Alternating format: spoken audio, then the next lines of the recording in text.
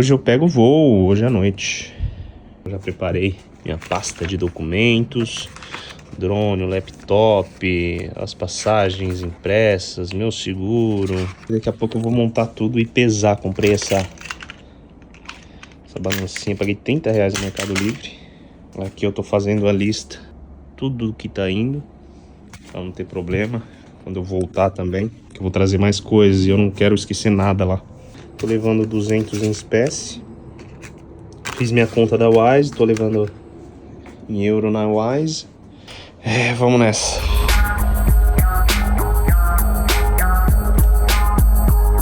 Comprei minha passagem de ida e volta direto com a TAP. Paguei um pouquinho a mais ali pelo assento Leg Comfort, por causa do meu tamanho e também por ser uma viagem muito longa. E aqui foram diversas situações inéditas. A de viajar de avião foi uma delas, mas confesso que ver o continente europeu pela primeira vez é inexplicável.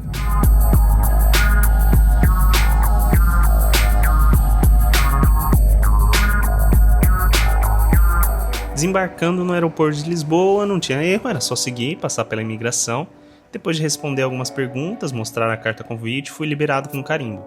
Aguardei umas 2 horas pela minha conexão para meu destino final, em Hamburgo. O avião dessa vez era menor e estava lotado, então precisei despachar minha mala de mão. Depois de umas 3 horinhas de voo, cheguei no aeroporto de Hamburgo, já fui direto para a saída e fui atrás da esteira que estaria a minha mala de mão. Para quem não sabe, alguns países da Europa fizeram um acordo que é o espaço Schengen. A partir do momento que você entra em um desses países e é liberado, você tem um livre acesso entre eles, ou seja, eu fui liberado em Lisboa, em Portugal. E eu posso entrar na Alemanha e ir direto para a saída do aeroporto, sem precisar novamente passar pela imigração. Meu primo me buscou no aeroporto de Hamburgo e seguimos para Bremen. Bremen, no noroeste da Alemanha, se estende às margens do rio Weser. Politicamente é conhecida pelo comércio marítimo e por seus edifícios anseáticos na Marktplatz ou Praça do Mercado no centro.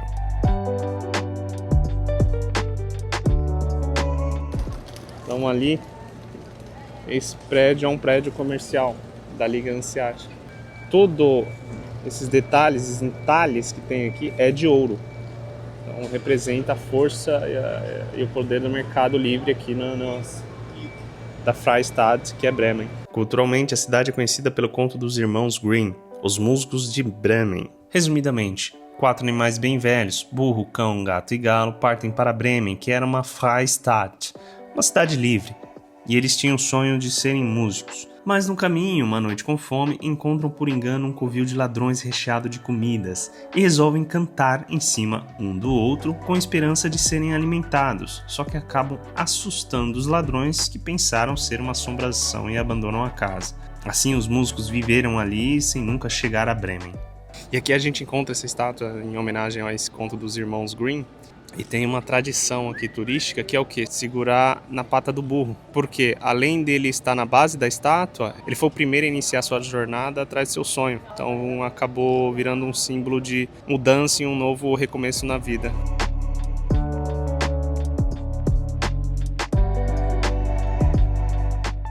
E ao pisar aqui, não pude evitar imaginar as cenas de guerra que estudei em livros e vi em documentários. E um dos primeiros lugares que visitei foi o Bunker Valentin, aqui perto.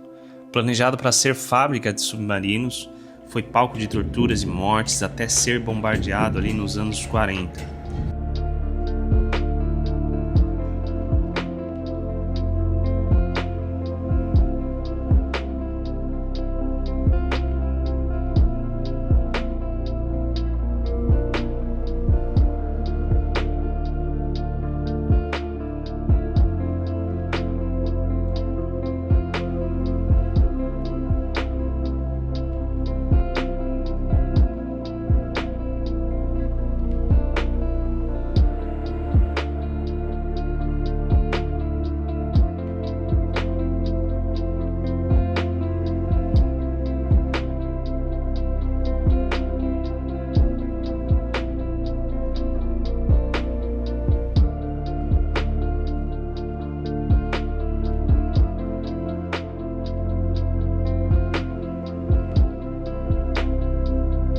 Também visitei Bergen-Belsen, campo de concentração onde a Anne Frank morreu com a irmã.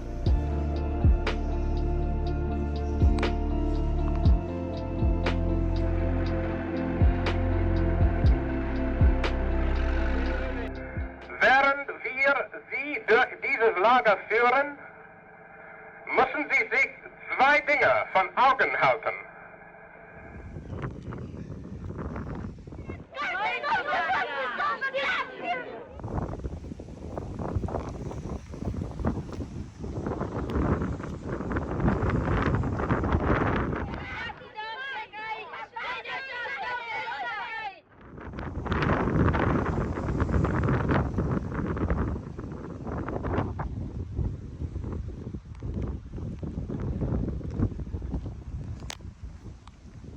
Essa é gigantesca. Tem lá no fundo um outro lá. Então imagina a quantidade de mortos.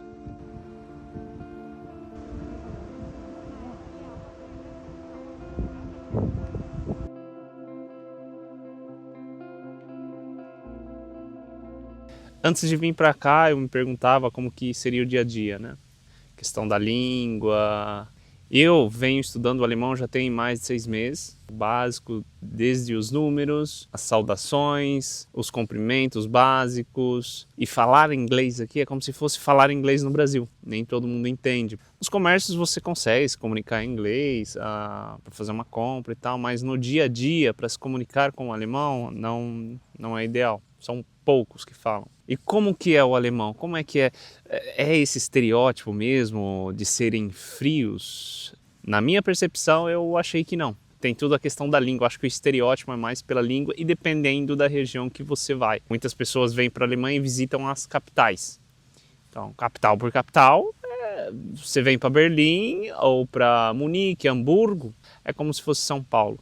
Né? Então as pessoas estão focadas no seu dia a dia, não tem tempo para te dar atenção.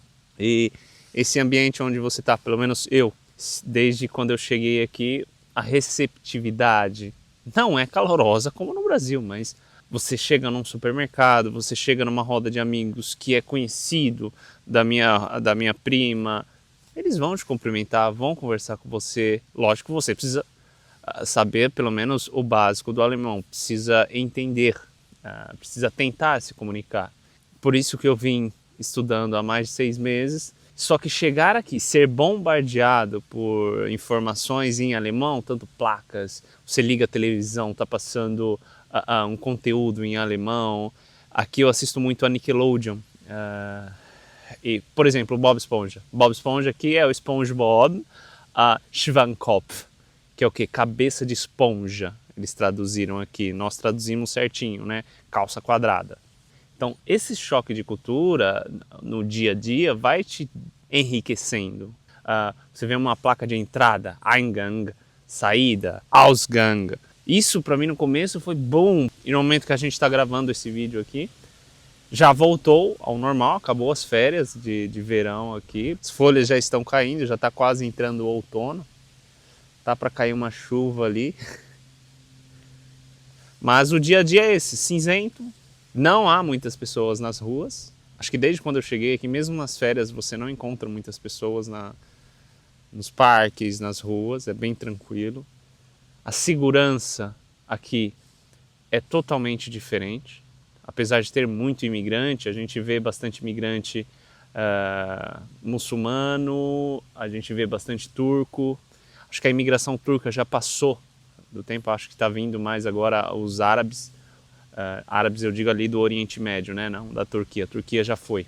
Você sente um pouco de incômodo dos alemães, porque a cultura é totalmente diferente. Questão política, a Merkel abriu as fronteiras para esses povos refugiados. Só que, pelo que eu percebi, não tem uma política de integração. Eu estava assistindo o jornal e eu vi que tem mais de 2 anos que os refugiados começaram a vir e os primeiros refugiados estão começando a se integrar no mercado de trabalho agora. Então imagina 2 anos, você está num lugar e não ir para frente, né? Então não teve uma política de integração cultural. E os árabes, esses muslins, os muçulmanos, são mais extravagantes. Então, por exemplo, no mercado, no ônibus, eles fazem muito barulho. E os alemães já são mais quietos, já são mais na deles. Então, quando essa galera começa, principalmente as crianças, começam a fazer muito barulho, berrar, e eles têm muita brincadeira de contato, até os adultos. No mercado eu vi um adulto correndo atrás do outro para revidar um chute. E isso você vê um incômodo nos alemães, mas é cultural. Acho que cada um tem sua cultura e eles se misturaram bem aqui. Mas a vida do imigrante, dependendo do tipo de imigrante que você é, se você respeita, é uma realidade aqui que é um sonho porque você tem segurança. Você tem uma qualidade de vida. A gente parou de gravar por causa da chuva. E agora estamos voltando. Mas estava falando da questão da segurança. Então aqui a gente se abrigou ali junto com os moradores de rua. Você não sente medo. A gente se abrigou com eles ali na chuva. Igual em São Paulo, né? Ficar debaixo de uma ponte ou de algum abrigo junto com moradores de rua que a gente sente com medo, né? Não sabe o que pode acontecer. E aqui é tão incrível que não tem polícia. Não tem policiamento. Então da onde que vem essa segurança, né? Da onde que vem esse sentimento de segurança? Acho que é da cultura mesmo. Aqui estamos saindo aqui das margens do Rio Vessa. Ixi, a gente poderia ir por lá, mas já era. Vamos por aqui mesmo.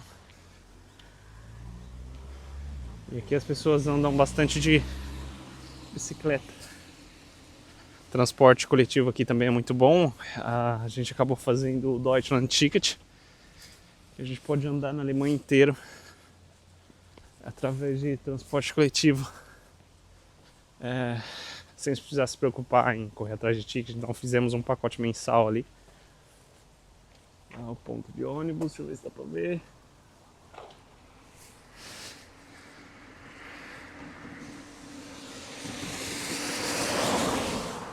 E fazia tempo que eu não caminhava na rua como estou caminhando aqui por conta desse lance da segurança, né?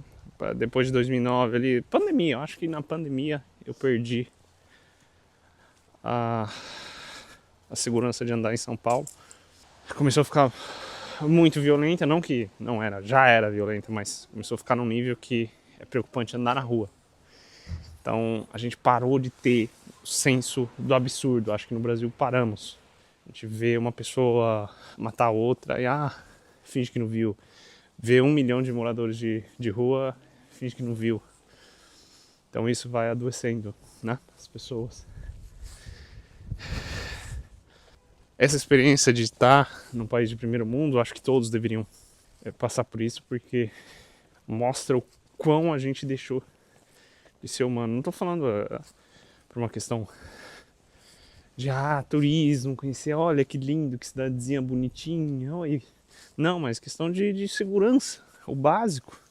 Tipo, você ter um poder de compra mínimo, que é você ter uma casa, você ter transporte público decente, você se sentir seguro na rua. Olha o metrô de São Paulo, olha o transporte público de São Paulo. E eu não estou falando disso de precisa se mudar para um país de primeiro mundo, não. E infelizmente a gente deixou de ter esse senso de absurdo. Tipo, não se... Às vezes a gente sente esse incômodo, só que guarda tanto pra gente que a gente acaba adoecendo e não sabe por quê. Mas tá aí o porquê. Ó. Um dia que muitos diriam triste por estar cinzento. Eu me considero feliz porque eu tô seguro andando na rua. Olha. Aí às vezes, você tá puto, chegou do trabalho puto, caralho. O dia foi uma merda aqui, não importa o lugar que você esteja. O dia pode ser uma merda. Mas você pega e vai andar. Vai refletir na vida. Em cidade grande a gente não reflete. E aqui eu evito visitar cidades grandes. Lógico que a gente foi para Hamburgo, vai para Bremen. Bremen é uma cidade grande, é um pouco caótica, mas tem a sua correria, mas de país de primeiro mundo, né? E aqui é o bairro tranquilinho. Tá com medo? Nem um pouco. Aqui, ó, vamos pegar um beco. Rapaz, ainda com o celular na mão. Celular na mão, sem estresse.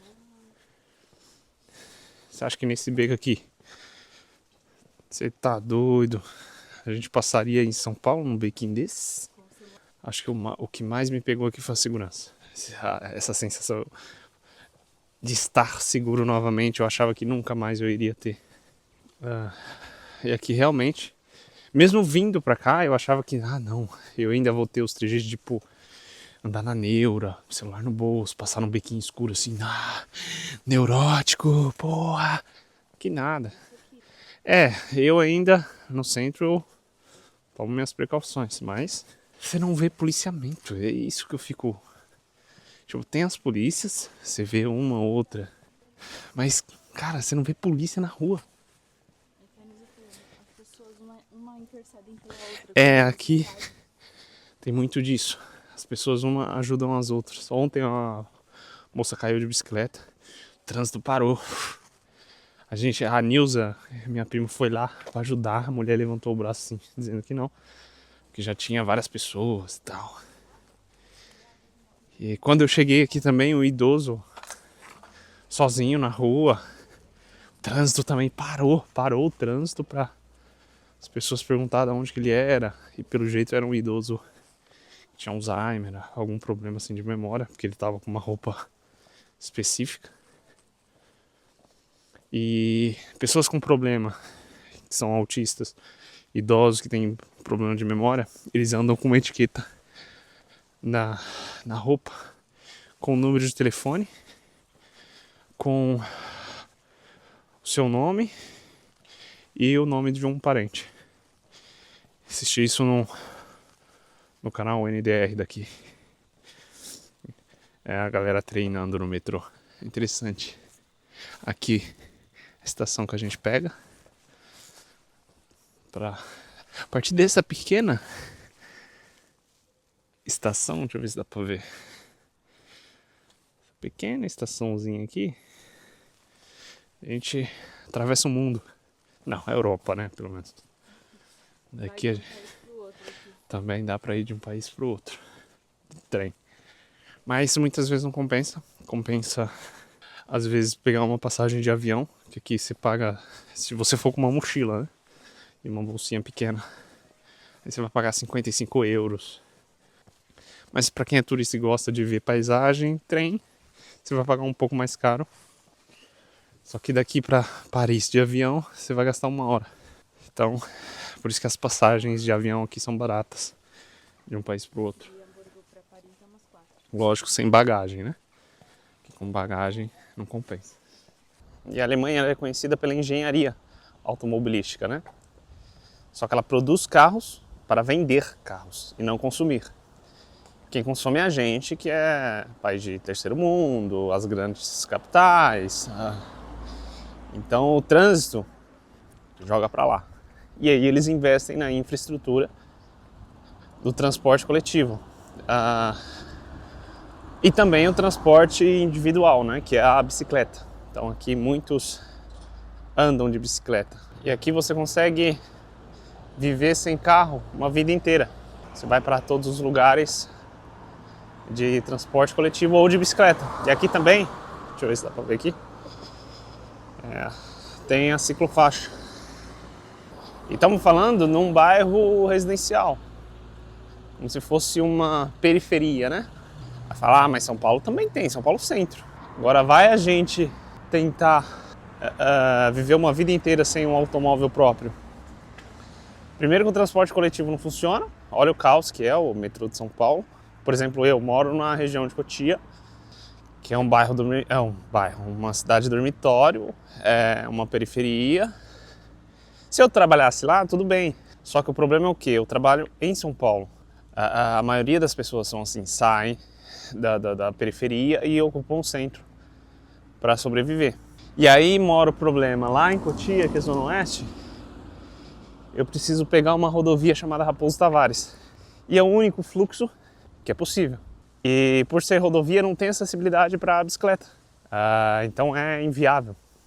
Agora quem ocupa o centro, tudo bem, tem a opção da bicicleta, apesar de não ser fácil. Então não tem como você entrar durante a semana de bicicleta num vagão no horário de pico. Aqui os vagões têm os locais das bicicletas, não é super cheio, porque o fluxo de trem aqui é muito intensivo. Repetindo, falando de um lugar que é periferia, que é afastado do centro. Daqui para o centro a gente gasta 15 a 20 minutos de trem, dá para ir de ônibus também, mas como os ônibus param muito, acaba gastando um pouco mais. Agora, para a gente viver uma vida inteira sem um automóvel próprio, seja em São Paulo ou até mesmo no interior, é uma dificuldade, porque às vezes precisa de uma emergência ir no médico. E o sonho de todo mundo que começa a trabalhar é ter seu próprio transporte. Digo aqueles que vêm ali das periferias, porque muitas pessoas vêm do interior ou de outras cidades e tudo bem, sem carro, porque ocupa um centro, né? Um centro fica mais fácil, se trabalha próximo, então depende da sua vida. Mas estamos falando da perspectiva da maioria das pessoas, que é o que? A gente consegue pagar um aluguel, consegue morar numa casa afastada do centro, porque o centro é caríssimo. A mesma coisa acontece aqui. Então, aqui está tendo um problema em Berlim. Berlim é a cidade grande, é a cidade caótica daqui, que não se acha mais Wohnungs, né? Que são apartamentos. Não se acha mais para alugar, tem uma fila de espera gigantesca e são caríssimos. Mas são pessoas de outros países que recebem propostas de trabalho altíssimas e precisam ocupar esse lugar. Eu, no meu caso, e boa parte da população que mora na leste, na norte, na sul, ali de São Paulo, eu, na oeste, a gente fica preso a um sistema. É um transporte público que é lotado, é caótico, desumano, e tipo, nessa região específica não tem metrô, que dificulta mais ainda, que te prende mais ainda. E agora vão colocar, pelo menos boatos que vão colocar, pedágios. Então imagina, você está fudido, sem emprego, você precisa buscar um emprego. Não tem emprego no seu bairro. Então você precisa pagar pedágio para ir atrás. E se você está fudido, precisa pegar dinheiro emprestado para...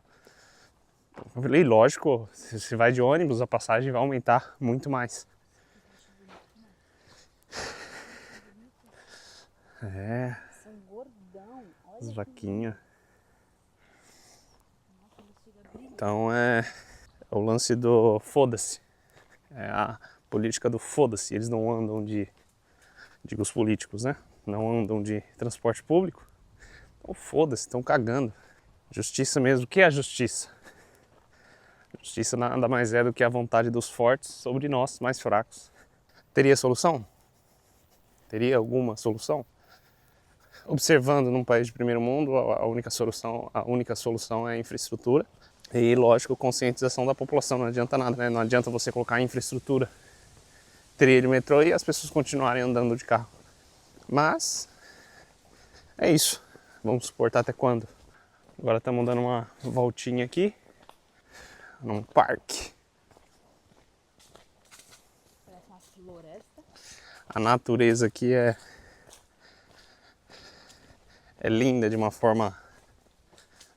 Tem sua particularidade, né? Não tem como comparar a beleza natural do Brasil, dos trópicos, América Latina. Mas aqui a natureza é um ponto que tem um laguinho, né? Vai dar a volta nele. Então as diferenças de espécies que a gente encontra aqui. Porque, por exemplo, os carvalhos, suas bolotas, coisa que a gente só vê em filme, a gente vê aqui. Então essa época de outono já tem muitas folhas no chão. Deixa eu ver se dá pra mostrar aqui. Fica lindo. Então fica tudo laranjinha. Olha isso. Deixa eu ver se dá pra focar. Então imagina isso na neve, né? Porque as árvores elas ressecam por causa do sol, então liberam todas as folhas com clorofila, ficam secas para receber o inverno. Aí param de produzir frutos para chegar uma nova primavera e elas florescerem, depois o verão. Ciclos, né? Ainda tá verdinho, coisa mais fofinha. Uhum. Olha. Que é o que tá mais perto do lago. Elas estão mais úmidas até.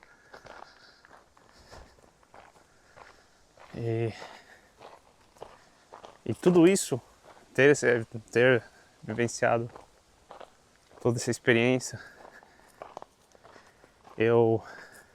Todos que vivem, que nasceram num país de terceiro mundo, deveria esses países incentivarem seus cidadãos a irem visitar, incentivarem seus cidadãos a irem visitar um país de primeiro mundo, para a gente ter essa noção do que é uma infraestrutura, do que é uma cultura diferente, ter seu senso crítico, né? Analisar tanto os medos quanto os pontos certos, porque eles também erram, né? Erram em muitas coisas, e a gente precisa analisar isso para, quem sabe, um dia colocar em prática no nosso país. E também tirar aquilo que está dando errado do nosso país, mudar as coisas que estão dando errado. E é uma contribuição, né? E quando você vai para o aeroporto, você vê muitas pessoas, muitos adolescentes indo em intercâmbio. Só que é quem tem condição. Só quem vem para cá jovem para fazer um intercâmbio são pessoas que têm condições. E isso é o triste, porque quem opera, quem faz acontecer, geralmente somos nós, trabalhadores. Desde você aprender uma nova metodologia do trabalho, uma nova... olha lá os patinhos vindo. Você observar e absorver essa experiência de um país de primeiro mundo. Vamos ver aqui. Olha como a água limpa. Dá pra ver o fundo. Eu tenho certeza que esse tempo que eu fiquei aqui, eu volto outra pessoa. Eu volto uma pessoa diferente, uma pessoa mais rica na questão de visão de mundo. O que eu quero para mim e aqueles que estão ao meu redor. Porque cada detalhe, cada experiência que eu tive aqui fez a diferença, desde a experiência gastronômica, a experiência visual, a experiência organizacional, porque aqui os costumes são totalmente diferentes. A questão do lixo, da reciclagem, do contato humano é diferente. E isso nos transforma. E lógico, além de toda essa experiência, toda essa bagagem que a gente cria, e o que ficam são as memórias. E são memórias que vão ficar ad eterno. I can't use it anymore. It's getting dark, too dark to see. I feel I'm knocking on heaven's door. Knock, knock, knocking on heaven's door. Knock, knock, knocking on heaven's door. Knock, knock, knocking on heaven's door. Knock, knock, knocking on heaven's door. Mama put my guns in the ground. I can't shoot them anymore. That long black cloud is coming down. I feel I'm knocking on heaven's door. Knock, knock, knocking on heaven's door. Knock, knock, knocking on heaven's door. Knock, knock, knock.